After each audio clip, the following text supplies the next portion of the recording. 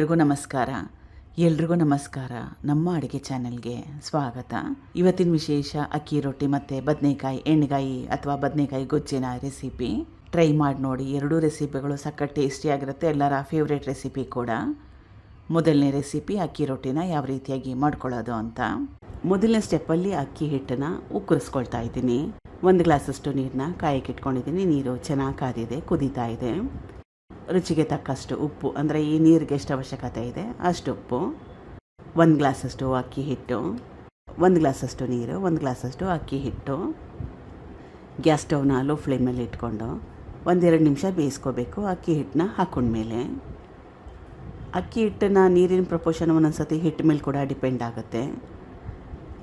ತುಂಬಾ ಜಾಸ್ತಿ ಡ್ರೈ ಇದೆ, ಒಣ ಇದೆ ಅನಿಸಿದ್ರೆ ಸ್ವಲ್ಪ ನೀರನ್ನ ಚಿಮ್ಗಿಸ್ಕೋಬೋದು.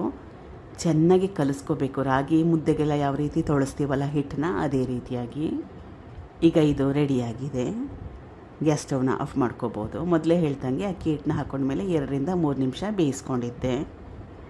ಇದನ್ನು ಚೆನ್ನಾಗಿ ನಾದ್ಕೋಬೇಕು. ಆದರೆ ಈಗ ತುಂಬಾ ಜಾಸ್ತಿ ಬಿಸಿ ಇದೆ. ಉಕ್ಕರಿಸ್ಕೊಂಡಿದ್ನಲ್ಲ ಅಕ್ಕಿ ಹಿಟ್ಟು, ಅದು ಕೂಡ ತಣ್ಣಗಾಗಿದೆ. ಇದನ್ನು ಸುಮಾರು 3-4 ನಿಮಿಷ ಚೆನ್ನಾಗಿ ನಾದ್ಕೋಬೇಕು. ನಾದಿದ್ದಾಗಿದೆ ನೋಡಿ, ತೋರಿಸ್ತಾ ಇರೋದು ಪರ್ಫೆಕ್ಟ್ ಆಗಿದೆ ಕನ್ಸಿಸ್ಟೆನ್ಸಿ. ನಾನು ಪ್ಲಾಸ್ಟಿಕ್ ಪೇಪರ್ ಮೇಲೆ ರೊಟ್ಟಿನ ಮಾಡ್ಕೊಳ್ತಾ ಇದ್ದೀನಿ. ರೊಟ್ಟಿ ಮಷಿನ್, ಅಕ್ಕಿ ರೊಟ್ಟಿ ಮಾಡ್ಕೊಳ್ಳೋ ಮಷಿನ್ ಇದ್ದರೆ ಅದರಲ್ಲಿ ಮಾಡ್ಕೋಬೋದು. ಬಾಳೆ ಎಲೆಯಲ್ಲಿ ಕೂಡ ಮಾಡ್ಕೋಬೋದು. ನಿಮಗೆ ಯಾವುದು ಕಂಫರ್ಟಬಲ್ ಆಗಿದೆ ಅದನ್ನು ಉಪಯೋಗ ಮಾಡಿ ರೊಟ್ಟಿನ ಮಾಡ್ಕೊಳ್ಳಿ. ಹೆಂಚು ಚೆನ್ನಾಗಿ ಕಾದಿದೆ. ಅಕ್ಕಿ ಹಿಟ್ಟು ಈಗಾಗಲೇ ಸಾಕಷ್ಟು ಬೆಂದಿದೆ, ಅಂದರೆ ಅಕ್ಕಿ ಹಿಟ್ಟನ್ನ ಉಕ್ಕರಿಸ್ಕೊಂಡಿದ್ದೀವಿ. ಅದಕ್ಕೋಸ್ಕರ ತುಂಬಾ ಜಾಸ್ತಿ ಹೊತ್ತು ಬೇಯಿಸ್ಕೊಳ್ಳೋ ಅವಶ್ಯಕತೆ ಏನಿಲ್ಲ. ಸುಮಾರು 1-2 ನಿಮಿಷ ರೊಟ್ಟಿನ ಬೇಯಿಸ್ಕೊಂಡ್ರೆ ಸಾಕಾಗುತ್ತೆ. ಬೆಂಕಿ ಮೇಲೆ ಕೂಡ ಬೇಯಿಸ್ಕೋಬೋದು. ಈ ರೀತಿ ಬೆಂಕಿಯಲ್ಲಿ ಬೇಯಿಸ್ಕೊಂಡ್ರೆ ಕೂಡ ಚೆನ್ನಾಗಿರತ್ತೆ. ಈಗ ಅಕ್ಕಿ ರೊಟ್ಟಿ ರೆಡಿಯಾಗಿದೆ. ಬದನೆಕಾಯಿ ಎಣ್ಣೆಗಾಯಿನ ರೆಡಿ ಮಾಡ್ಕೊಳ್ಳೋಣ. ದೊಡ್ಡದಾಗಿರೋದು ಬಾಣಲೆ ಇಟ್ಕೊಂಡಿದ್ದೀನಿ. 2-3 ಚಮಚದಷ್ಟು ಎಣ್ಣೆ, ಸಾಸಿವೆ ಸಣ್ಣ ಚಮಚದಲ್ಲಿ 1 ಚಮಚದಷ್ಟು, ಕಟ್ ಮಾಡಿ ಇಟ್ಕೊಂಡಿರೋ 2 ದೊಡ್ಡ ಈರುಳ್ಳಿ ಹಾಕೊಂಡ್ಮೇಲೆ ಕಲಿಸ್ಕೊಂಡು, ಈರುಳ್ಳಿ ಸ್ವಲ್ಪ ಮಟ್ಟಕ್ಕಷ್ಟು ಮೆತ್ತಗಾಗಬೇಕು, ಅಲ್ಲಿವರೆಗೂ ಬೇಯಿಸ್ಕೋಬೇಕು. ತುಂಬಾ ಜಾಸ್ತಿ ಕೆಂಪಾಗಿ ಬೇಯಿಸ್ಕೊಳ್ಳೋ ಅವಶ್ಯಕತೆ ಏನಿಲ್ಲ. 2 ನಿಮಿಷ ಮೀಡಿಯಮ್ ಫ್ಲೇಮ್ನಲ್ಲಿ ಬೇಯಿಸ್ಕೊಂಡ್ರೆ ಸಾಕಾಗತ್ತೆ. 2 ನಿಮಿಷ ಆದಮೇಲೆ ಈರುಳ್ಳಿಲಿರೋ ಹಸಿ ವಾಸನೆ ಹೋಗಿದೆ, ಸ್ವಲ್ಪ ಬಣ್ಣ ಚೇಂಜ್ ಆಗಿದೆ. ಇಷ್ಟರ ಮಟ್ಟಿಗೆ ಬೇಯಿಸ್ಕೊಂಡ್ರೆ ಸಾಕಾಗತ್ತೆ. ಇದು ಗುಂಡು ಬದನೆಕಾಯಿ. ಸುಮಾರು 300 ಗ್ರಾಮ್ಸಷ್ಟು ಗುಂಡು ಬದನೆಕಾಯಿನ ಉಪಯೋಗ ಮಾಡ್ತಾಯಿದ್ದೀನಿ.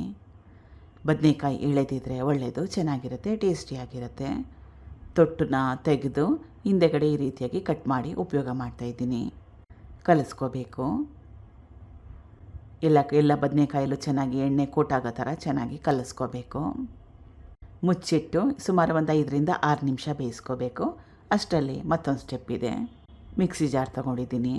ಇದು ಮೊದಲೇ ಹುರಿದಿಟ್ಕೊಂಡು ಸಿಪ್ಪೆ ತೆಗೆದಿಟ್ಕೊಂಡಿರೋ ಕಡಲೆ ಬೀಜ, ಸುಮಾರು ಸಣ್ಣ ಬಾಟ್ಲಲ್ಲಿ 1 ಬಾಟ್ಲಷ್ಟಿದೆ. ಹುರ್ಗಡ್ಲೆ, ಇದು ಕೂಡ ಸೇಮ್ ಕ್ವಾಂಟಿಟಿಯಲ್ಲಿ. ಧನಿಯಾ 1 ಟೇಬಲ್ ಸ್ಪೂನಷ್ಟು, ಜೀರಿಗೆ ಅರ್ಧ ಚಮಚದಷ್ಟು. ಇದು ಕಾಯಿಚೂರುಗಳ ಸಣ್ಣ ಬಾಟ್ಲಲ್ಲಿ 1 ಬಾಟ್ಲಷ್ಟು. ಕಾಯಿಚೂರು ಮನೇಲಿಲ್ಲ ಅಂದರೆ ಒಣ ಕೊಬ್ಬರಿ ಇದ್ದರೆ ಅದನ್ನು ಕೂಡ ಹಾಕ್ಕೋಬೋದು. ಅಥವಾ ನಿಮಗೆ ಕಾಯಿಚೂರು ಹಾಕೋದು ಬೇಡ, ಒಣ ಕೊಬ್ಬರಿನೂ ಹಾಕೋದು ಬೇಡ ಅಂದರೆ ಸ್ಕಿಪ್ ಮಾಡ್ಕೋಬೋದು. ನೀರನ್ನ ಹಾಕ್ಕೊಳ್ದೆ ಪುಡಿ ಮಾಡ್ಕೋಬೇಕು. ಇವಾಗ ಇದನ್ನು ಆಗಿದೆ. ಒಣ ಕೊಬ್ಬರಿ ಉಪಯೋಗ ಮಾಡಿದ್ರೆ ಈ ಪುಡಿನ ಸ್ಟೋರ್ ಮಾಡ್ಕೋಬೋದು, ನೆಕ್ಸ್ಟ್ ಟೈಮ್ ಮಾಡಿದಾಗ ಉಪಯೋಗ ಮಾಡ್ಬೋದು. ಬದನೆಕಾಯಿ ಕೂಡ ಬೆಂದಿದೆ, 3/4 ಭಾಗದಷ್ಟು ಬೆಂದಿದೆ. ಬ್ಯಾಡಗಿ ಅಚ್ಕಾರದ ಪುಡಿ 1 ಟೇಬಲ್ ಸ್ಪೂನಷ್ಟು, ಗರಂ ಮಸಾಲ ಸಣ್ಣ ಚಮಚದಲ್ಲಿ 1 ಚಮಚದಷ್ಟು, ಅರಿಶಿನ ಸ್ವಲ್ಪ ಮಾಡಿಟ್ಕೊಂಡಿದ್ನಲ್ಲ ಪುಡಿ, ಅದು ಕಲಿಸ್ಕೊಂಡು ಸುಮಾರು 2-3 ನಿಮಿಷ ನೀರನ್ನ ಹಾಕ್ಕೊಳ್ಳೋಕೆ ಮುಂಚೆ ಬೇಯಿಸ್ಕೋಬೇಕು. ಈ ರೀತಿ ಮಾಡೋದ್ರಿಂದ ಚೆನ್ನಾಗಿ ಎಣ್ಣೆ ಬಿಡುತ್ತೆ ಪಲ್ಯದಲ್ಲಿ, ನೋಡಲಿಕ್ಕೆ ಚೆನ್ನಾಗಿರುತ್ತೆ. 2-3 ನಿಮಿಷ ಆದಮೇಲೆ ಅರ್ಧ ಲೀಟ್ರಷ್ಟು ನೀರನ್ನ ಹಾಕೊಂಡ್ಮೇಲೆ ಕಲಿಸ್ಕೊಂಡು ಚೆನ್ನಾಗಿ ಕುದಿಸ್ಕೋಬೇಕು. ಈಗ ರುಚಿಕರವಾಗಿರೋಂಥ ಬದನೆಕಾಯಿ ಎಣ್ಣೆಗಾಯಿ ಅಥವಾ ಬದನೆಕಾಯಿ ಗೊಜ್ಜು ನನ್ನ ಸ್ಟೈಲಲ್ಲಿ ರೆಡಿಯಾಗಿದೆ. ಸಿಂಪಲಾಗಿ ಮಾಡಿದ್ದೀನಿ, ಆದರೂ ಕೂಡ ಸಕ್ಕ ಟೇಸ್ಟಿಯಾಗಿರುತ್ತೆ. ಚಪಾತಿ ಜೊತೆ, ಜೋಳದ ರೊಟ್ಟಿ, ಅಕ್ಕಿ ರೊಟ್ಟಿ ಎಲ್ಲದ್ರ ಜೊತೆಲೂ ಚೆನ್ನಾಗಿರುತ್ತೆ. ಈ ಗ್ರೇವಿ ಅನ್ನದ ಜೊತೆ ಕೂಡ ಕಲಿಸ್ಕೊಂಡು ತಿನ್ಬೋದು. ಟ್ರೈ ಮಾಡಿ ನೋಡಿ ಒಂದು ಸಲ. Thank you for watching. ಧನ್ಯವಾದಗಳು.